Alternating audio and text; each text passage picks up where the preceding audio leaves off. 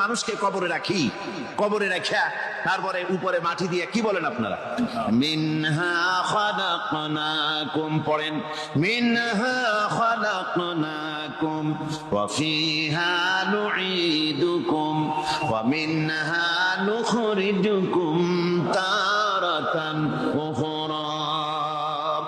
হে বান্দা, এই মাটি দিয়া তোরে তৈরি করা হয়েছিল, এই মাটির ভিতরে রেখে গেলাম, আবার এই মাটি থেকে আল্লাহ রব্বুল আলামিন তোমারে জিন্দা করবেন। কিয়ামতের ময়দানে সকলকে উঠতে হবে সেখানে আল্লাহর দরবারে। আল্লাহ পাক বলছেন, বান্দা কেমনে অস্বীকার করো? ইন কুনতুম ফি রাইবিম মিনাল বা'স ফাইন্না খালাকনাকুম মিন তুরাব। পরকালকে যারা অস্বীকার করো, কিয়ামতে উঠতে হবে, এটাকে কিভাবে অস্বীকার করো?